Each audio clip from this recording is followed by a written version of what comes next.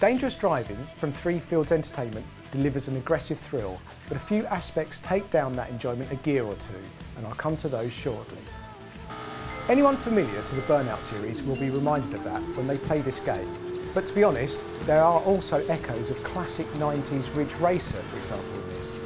It does have a slightly retro arcade feel, and if you think back to what made those old games we remember as classics, it's not because we were dazzled by realism, but by the gameplay. And at heart, I think that's what they've captured. There's no need to put on your driving gloves and strap into your bucket seat setup you reserve for hyper-realistic games. Instead, you can pick up the controller and press the throttle button until you get finger ache, whizzing around corners at 194 miles per hour without even thinking about the brake, unless you want to perform a hit or miss drift. There's also very little to set up, apart from choosing the paint job on your car and maybe your favourite tunes if you have a suitable Spotify account. And that's it. So, as you'd expect, you start off with a base sedan and work your way up through various stages to secure at least a placing to unlock the next more powerful vehicle or stage. Some were easy and some were infuriatingly hard. And I'm thinking about heat wave when I say this.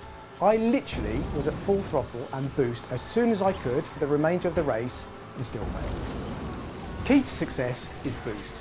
The more dangerous you drive, the quicker you can deploy boost.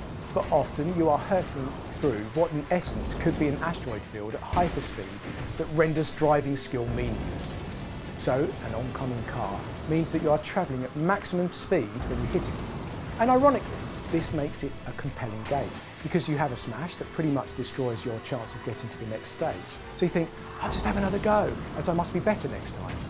I spent an extra hour promising that this was the last one. Standout stages? Pursuit, definitely. You are the cop who has to bludgeon getaway villains into destruction within the allotted distance. The premise is wonderfully destructive, and let's be honest, fun. Then for me was survival, going for as far as you can without crashing, yet still making each checkpoint. This was pure old school arcade, and actually suited my drive to survive approach. What detracts are the rather clunky halts in the game as we see a takedown or retry a stage. If that stage happens to be one you struggle with, that can prove to be really tedious. Weirdly, there is no map, so it's difficult to gauge how close competitors are or how close the finish line is by anticipating the next bend.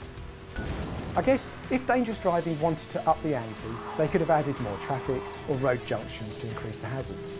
At least you have to avoid the debris on the road you may have caused in the previous lap. Nice touch. I found this an astonishingly unput-downable game. It's basic, or retro if you prefer. It will drive you nuts, but I think you'll enjoy this because I know I did.